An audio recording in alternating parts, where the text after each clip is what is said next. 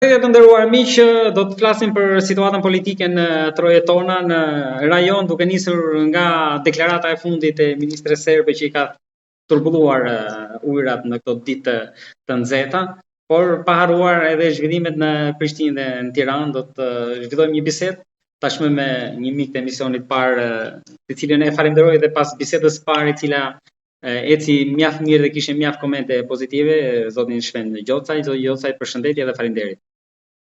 Përshëndetje edhe për ju, faleminderit edhe juve. Zoti Gjocaj, ju jeni në Kanada, ku jetoni dhe punoni andej, por sigurisht jeni updateuar me zhvillimet në Ballkan, edhe kaq pak sa jemi ne këtu. Atë sherrin e bëjmë madh. Së fundmi kishim deklaratën e ministres serbe, e cila u tërhoq pas asaj që tha që nëse do ta kisha dorë do ta kisha pastruar etnikisht në Kosovën, por duket sikur nuk është se ishte shumë e sinqertë, se i faljen ja kërkoi Vučićit, jo shqiptarëve. Pas edhe presionit ndërkombëtar, mund të themi. Kjo ishte, mund ta themi që ishte edhe një, siç tha ajo, një keq kuptim, keq interpretim nga ana e saj, apo është më të vërtet politika serbe? Ideologjia e para është vërtet që unë edhe pse jetoj në Amerikë, jam shumë i lidhur me vendin, jam i lidhur me ngjarjet edhe thuajse jam i pashkëputur, thjesht veç fizikisht jam këtu. Deklarata e zonjës për mua dhe shqiptarët e tjerë që kanë mbamendje të pastër edhe historike, po edhe kombëtare, nuk është as pak e habitshme, ajo është na çudit. Munden me thënë çdo ditë, munden mos me thënë asnjëherë, për neve është e njëjta gjë, sepse ne e dimë që ata këtë çështje kanë në ADN-n e tyre. Ajo zonja unë e di shumë mirë që kur ka lindur në Pej, sepse ajo ka lindur e shtritur në Pej, ajo është edukuar nga prindrit e saj, nëse kanë dashur mos e lanë me dalë në balkon duke i thënë X shqiptarit. Ajo është shtritur duke dëgjuar biseda se si duhet zhduken shqiptarët.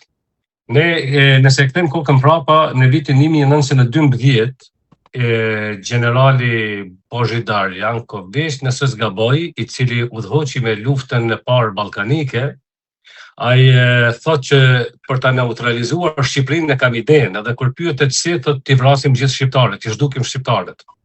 Pastaj më vonë, në vitin 1937, Vasa Çubrilović, njëri ndër adoleshentët e komplotit të vrasjes së princit Ferdinand, nga ku dhe fillon lufta e parë botërore, ai e nxjerr një memorandum për dëbimin e shqiptarëve, zhdukjen, dëbimin e shqiptarëve.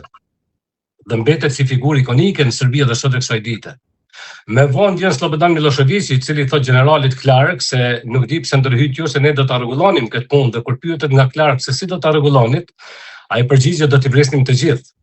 Dhe vim deri te kjo zonja ministre, që është femër, që do të thotë e bën më të ndihshme në aspektin njerëzor situatën, se si mund një femër të falë dashuri dikun dhe të ketë gjithë atë kriminalitet për brenda. Po kjo thjesht ka qenë e sinqertë, e ka thënë një të vërtetë që e mendojnë të gjithë serbët. E ka thënë një të vërtetë që e shoqëron këtë çdo ditë, çdo mëngjes, çdo darkë, çdo fest, kudo kjo ka atë ide, atë bindje, atë mendim, atë kriminalitet. Ne e dim këtë. Ajo është pjesë e një populli që mendon me zhduk një popull autokton, sepse ata vuajnë nga inferioriteti, edhe pse nuk e thonë, vuajnë nga inferioriteti që nuk janë të vjetër sa shqiptarët, nuk janë autokton. Ata janë ardhacak, territorin e tyre e kanë shtrirë në terrenet huaja. Ne sot e kësaj dite kemi disa qytete që nuk kanë gjurmë shqiptare më në Serbi, të cilat janë spastruar pikërisht nga njerëzit paraardhësit e kësaj, me ide të kësaj, që e kanë dëbuar popullin shqiptar, e kanë zhdukur, e kanë vrarë, e kanë ndjekur, dhe sot ato vende janë qetërsuar, janë bërë serbe. Kjo mendon thjesht kjo ka në gjen atë, dhe ne nuk na habit fare. Në aspektin politik kjo ishte e çuditshme se si një ministër guzon ta thotë sot këtë, kur Serbia po pretendon të bëhet antare e BE-s, po këta kanë kuptuar që a ka vlerë tani të flitet për normalizim të marrëdhënieve Kosovë-Serbi, kur nëse do të ishte një Evropë e sinqertë, absolutisht nuk ka vlerë, po Serbia ka kuptuar shumë mirë që Evropa e ka përgdhelur gjithmonë, dikur nga interesat me Rusinë dhe frika Rusisë, dhe sot nga interesat e tërheqjes së Serbisë nga Rusia, dhe me një fjalë Serbia po përkthelet, këtë e din shumë mirë Serbia, sepse ata Evropa dhe bota e din që Serbia qeveriset nga kriminalët e luftës. Dhe e trajtojnë si konstruktive, ndërsa Kosova me të gabimet veta politike që janë minore në farforme në raport me ndërkombëtarët, ka sanksione tjera. Mirë po, Ana tjetër është e frikshme se si bëhet presion Kosovës dhe shqiptarëve, kur jam shumë i sigurt, në qoftë se një shqiptar, një qytetar i tillë do ta bënte të njëjtën deklaratë të zonjës ministre atje, Snežana Paunović. E sigurt që ata do kishin kërkuar ta çonin në tribunal. Sigurisht, po do të ishte mbledhur dhe Këshilli i Sigurimit, jam shumë i sigurt, jo vetëm që do të ishte bërë tërmet në Bruksel, po dhe Këshilli i Sigurimit do të ishte mbledhur për atë, ndërsa për këtë ministren u kalua disi nhesje me deklarata si profesore. Dhe bile kjo duhet të ketë ndoshta një hulumtim, sepse kjo ka lindur dhe është rritur në Kosovë. Kjo është larguar nga Kosova në moshën 24 vjeçare, që do të thotë ka qenë në një moshë ku mund të ketë pas qasje direkte në luftë, po edhe nëse jo direkt indirekt. Kjo do duhej sot pas më shumë se një qerek shekulli pas lufte, të dilte dhe të kërkonte falje për atë që ka parë në Kosovë, dhe nëse kjo s'ka qenë pjesë e realitetit, pjesë direkte e luftës, të ndihet keq për atë që kanë bërë bashkëkombasit e saj, sepse kjo ka parë të digjet, të vriten fëmijë, të bëhen masakra, të dëbohen njerëz nga shtëpitë e tyre, dhe të kërkon falje sot, dhe të merr iniciativë që të shkatrohen fushat e tenisit mbi varreza masive, që të shkatrohen diskotekat mbi varreza tona masive, dhe të tregon diçka humane para bote, të thotë se ja këtu i keni eshtrat e janë dhe merrni. E jo të kërkon që të zhbëhet ajo që ka mbetur, sepse na kanë marrë mjaft territore, dhe të kërkon të zhduket një popull më i vjetër në ndërmjet vjetrit apo më i vjetrin në Evropë, dhe që ka një gjuhë origjinale ndër 6 gjuhët më të vjetra në botë. Kërkojnë zhdukje, nuk mund ta zhdukësh një lesë më rënë se ju ndiheni ke se jeni deg apo diçka tjetër. Dhe e meta e kësaj është edhe para botës se si mundet, sepse të fundit kjo është, përveç asaj si e thash, është ADN e popullit serb, po është ADN edhe e qeverisë së Serbisë, sepse aty janë pjesë dërmuese, janë kriminal të luftës. Daci që doli dhe e përkrau hapur. Përfshi këtu presidentin e Serbisë Aleksandar Vučić, që ka qenë pjesë e luftës në Bosnjë dhe ka qenë ushtari i Sheshelit, ka kërkuar vrasjen e 100 të tjerëve për një serb. Një akuzuar dhe për Safari Sarajevon. Ministri Slobodan Miloševići tani është pjesa e aferës së Safarit të Sarajevës, ku mendohet që edhe besohet që ka qenë një ndër vrasësit serik me snajper kështu qytetarëve, të kalimtarëve tjera, dhe besohet edhe mund të jetë e vërtet, dhe ndodh kjo deklaratë sepse e ka një terren të përgatitur mirë ajo zonja, dhe pikërisht në ditën, kjo nuk është rastësisht kjo deklaratë, unë jam shumë i sigurt që është e parapërgatitur për të tërhequr vëmendjen botërore të deklaratave, jo të përvjetori i gjenocidit serb në Srebrenicë, se është e njëjta ditë kur përkujtohej gjenocidi serb në Srebrenicë në Bosnjë, dhe të njëjtën ditë ajo bën këtë deklaratë për tërheqje të vëmendjes. Përndryshe nuk është asnjë habi, serbët mendojnë gjithë kështu. Doli Ivica Dačići, ish kryeministri i Serbisë, ministri i tashëm i brendshëm, zëvendës kryeministri i tashëm, dhe e mbrojti të njëjtën deklaratë që Snežana Paunović, si është e tha. Pra, do të thotë, këta mendojnë të gjithë njëjtë, edhe aparati shtetëror, që është një farforme frymon me hijen e Slobodan Miloševićit, po edhe popullin, pjesa dërmuese e popullit mendojnë, sidomos serbët që kanë shkuar nga Kosova atje, dhe serbët që janë në Kosovë, që janë të mbytur në nacionalizëm, por edhe një pjesë e mirë e gjithë qytetarëve të Serbisë, brenda Serbisë, që nuk kanë asnjë arsye të kenë as urrëtie, as përkime, në qoftë se janë intelektualë dinë shumë mirë të vërtetën që ata janë pushtuesit, ata janë dënuesit, ata janë vrasësit, dhe duhet ndihen keq për këtë.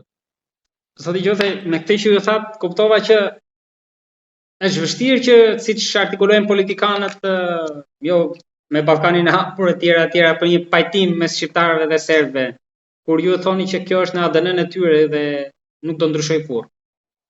Nëse do të marrin nga shqiptarët, secili kom do të mund të punonte me shqiptarët dhe të bënte Ballkanet hapura, të mbyllura dhe të normalizonte raporte, sepse shqiptarët asnjëherë nuk kanë qenë provokues të situatave, asnjëherë nuk e kanë vrarë dikën në shtëpinë e tyre. Shqiptarët gjithmonë historikisht vetëm janë vetë mbrojtur. Po duke njohur armiqtë tanë, është shumë e vërtetë që është e pamundur edhe të ketë Ballkan të hapur, edhe të ketë normalizim të raporteve, sepse ju keni parë gjatë kohës ndër vite, dekada, sa marrëveshjet janë bërë, janë nënshkruar, po asnjëra prej tyre nuk është qetësuar dhe nuk është normalizuar, sepse ka pas marrëveshje për shembull në Vjenë e tjera që Serbia të mos e pengoj Kosovën në antarësimin e organizatave botërore, të mos kundër lobon për pavarësinë e Kosovës, për njojën e pavarësisë Kosovës e tjera, dhe asnjëra prej tyre le që nuk e ka përmbushur, por përkundrazi ka vepruar në mënyrë aktive dhe vepron edhe sot e kësaj dite. Ata janë armiq të ndyt, sepse unë do të dalloja, ti mund të kesh një konflikt, një luftë direkte për momentin, 1 vjet, 2 vjet me një armik të pastër dhe mbaron lufta dhe ka mbaruar gjithçka. Po Serbia është një armik i dytë që nuk pushon kurrë. Këta nuk do të ndalen asnjëherë se janë ndruari në tokat e mbetura shqiptare, sepse kur them të mbetura kam parasysh faktin që na kanë marrë një pjesë të mirë, të madhe të tokave tona, që janë brenda Serbisë, të serbizuara komplet sot, në pjesën e Malizie të mos hyj kudo tjetër, por ata ndrojnë edhe sot e kësaj dite sepse nuk nacen, apetitet e tyre janë ta marrin edhe Kosovën e mundësisht edhe ta shkatrojnë edhe Shqipërinë. Por unë mendoj edhe besoj që kjo është e pamundur sepse shqiptarët në të kaluarën kanë qenë trima, por nuk kanë pas qasjen botën, nuk ka qenë teknologjia, nuk ka qenë shkolla, sot ne kemi shqiptarë anëkën botës që janë fushat ndryshme, që lobojnë me njëherë, që din të godasin e pikën e duhur, kemi thuaj ushtarake, mjeke, profesore, shkencëtare, gjithë andej botës. Kështu që le ta harrojnë këtë ëndër sepse e kanë të pamundur. Një nga intelektualët në Tiranë për këtë debat shkruante që historia na mëson se krimet e mëdha nuk fillojnë me armët, ato fillojnë me fjalët që justifikojnë. Edhe sipas tij nuk duhet mjaftohemi vetëm me notat diplomatike kur justifikohet pastrimi etnik. Mos duhet edhe të përgatitemi sepse kjo mund t'i paraprit diçka tjetër në vazhdim, se në fakt nga ana tjetër Serbia ne kemi parë gjithë ato vite që po armatoset rënd. Ajo është shumë e vërtetë sepse retorika dhe gjithmonë retorikat i ndjek pas një praktik në vepër me makineri të ndryshme për ta konkretizuar e materializuar retorikën. Mirë, po në këtë rast në Kosovë mendoj që nuk do të mund zbatohet për faktin se të paktën derisa janë amerikanët, këfori, po unë me theks veçantë them amerikanët, në Kosovë është e pamundur që Serbia të guxon të nisë një luftë me Kosovën, po megjithatë ne duhet gjithmonë të jemi të përgatitur sikur lufta ndodh nesër, dhe të punojmë sikur lufta do të jetë kurrë, është nga të tjerët dikur, dhe ne duhet të jemi të përgatitur në çdo kohë, po fatkeqësisht ne jemi shumë të papërgatitur për këtë sepse të gjithë potencialin që kemi jemi duke shpenzuar mes vete për tema lidhje pa lidhje, po megjithatë kombi jon ka dëshmuar në përkohë që ka djem zot që din të vajza, burra e gratë që din të aktivizohen me njëherë dhe të mbrojnë vendin, po nuk është e mjaftueshme. Jo, ne tani duhet veprojmë si shtete dhe si komb. Jemi 2 shtete, jemi një komb, ne duhet kemi një strategji të përbashkët, mbrojtëse, i njohim armiqtë tanë, nuk jemi të habitur se na ndodh dhe se kemi pritur, ne e dim shumë mirë se çfarë presim nga armiqtë tanë dhe ne duhet jemi të përgatitur gjithmonë. Megjithatë nuk mendoj se Serbia ka forcë të guxon të nisë një luftë të re me Kosovën, të paktën përderisa amerikanët janë aty dhe natyrisht këfori në ato nuk mendoj që ata munden, po gjithmonë mendojnë ato. Shqipëria, Tirana, mund të kishe shkuar edhe më shumë, ta kishe shpallur në ngrata, siç kërkon opozita në Tiranë dhe një pjesë e partive politike, apo me këtë notë? Shiko, reagimi i Shqipërisë përmes ministrit jashtëm, nëse s'gaboj Albert Hoxha, po, ishte një reagim shumë i butë, një reagim tepër diplomatik. Ato nota protestes mundën me u dhënë për deklarata thjeshta të vogla, jo për këtë rast kur kërkohet shfarosja popullit tënd, kërkohet zhdukja, kërkohet dëbimi. Pra do duhet të ishte më i ashpër, do duhet në nivel kryeministri dhe ligjërata më ashpër.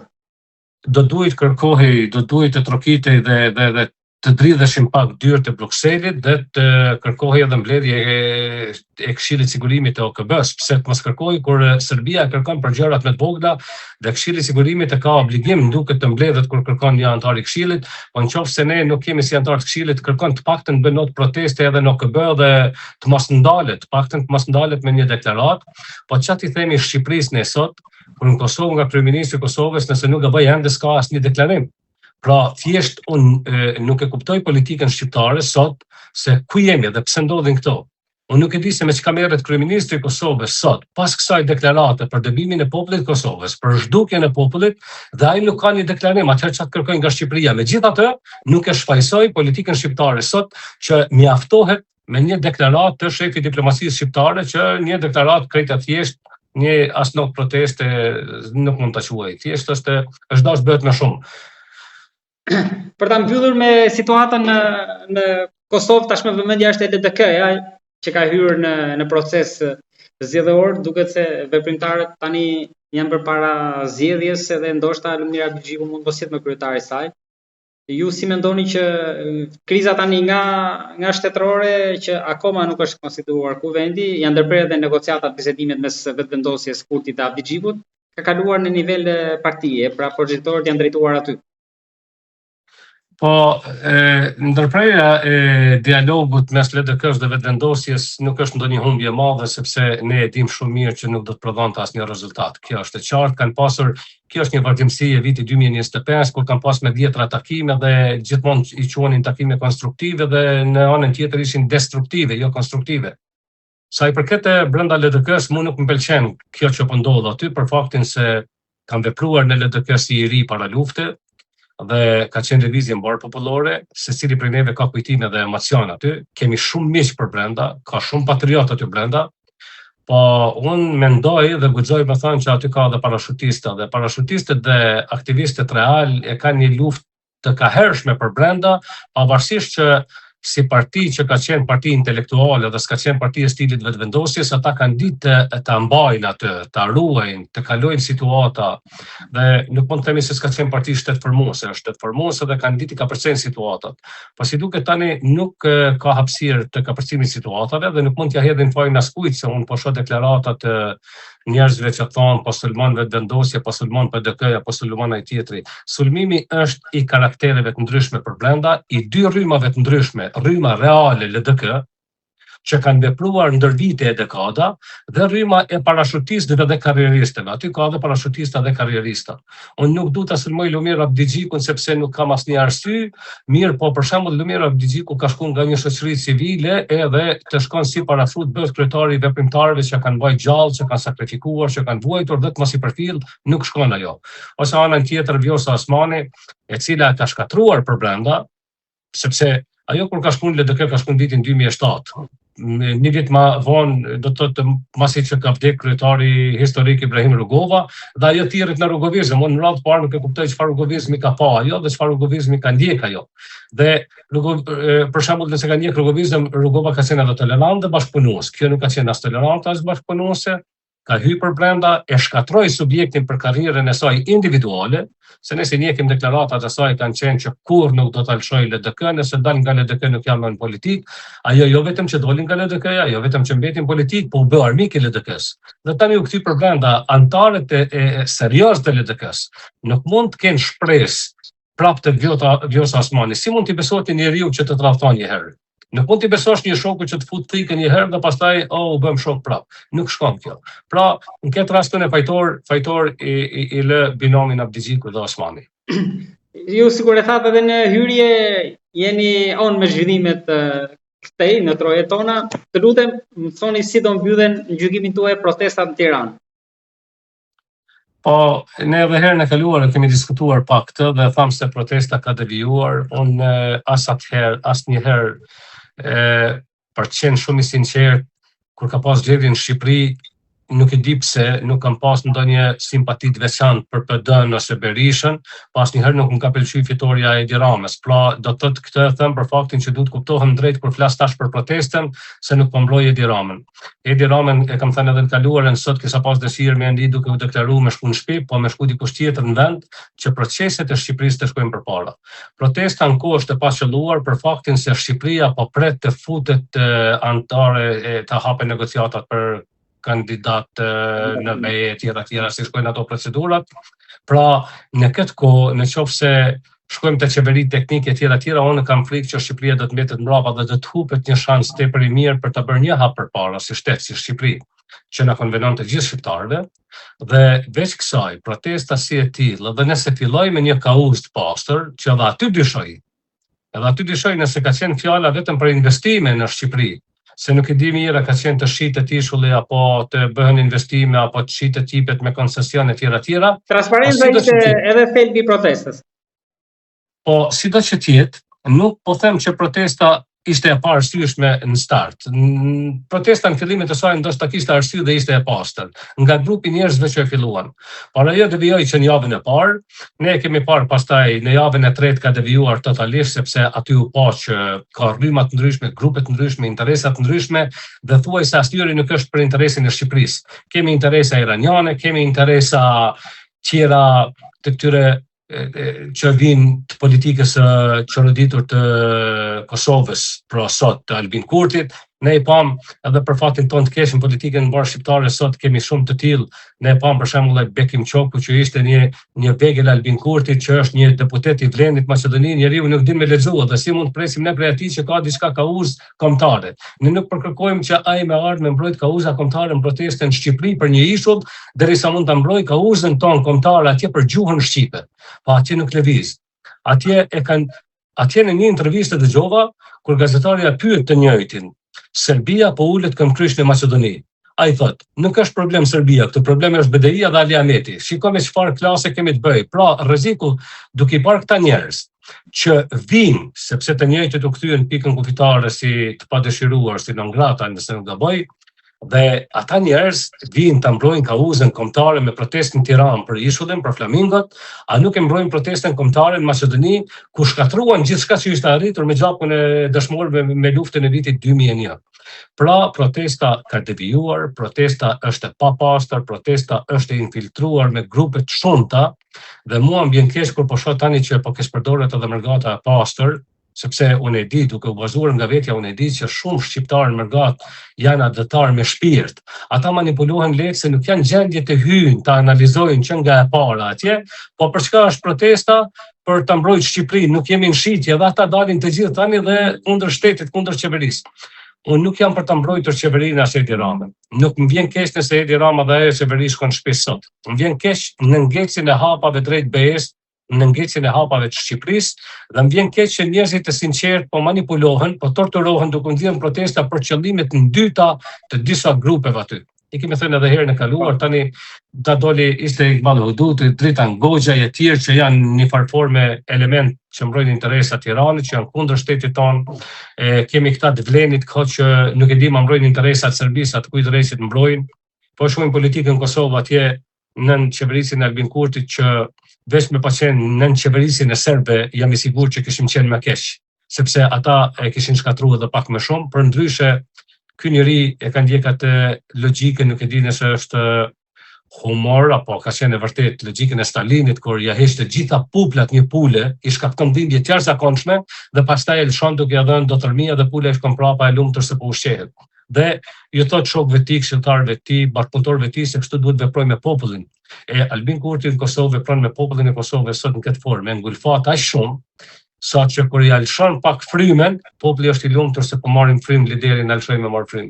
Deri këtu kemi ardhur. Pra, protesta, që të kthehem aty, protesta sipas mendimit tim është e dështuar, ka ikë nga tema që është nisur, ka ikë nga objektivi i saj, është e manipuluar, është e infiltruar dhe për dëshirën time protesta do duhet ndalej. Pastaj të shkohet me kritikat ndaj qeverisë që ka mjaftueshëm arsye të kritikohet, por jo në këtë formë dhe jo përmes këtyre njerëzve. Jo, të falenderoj shumë për bisedën dhe mendimet që ndat me publikun tonë.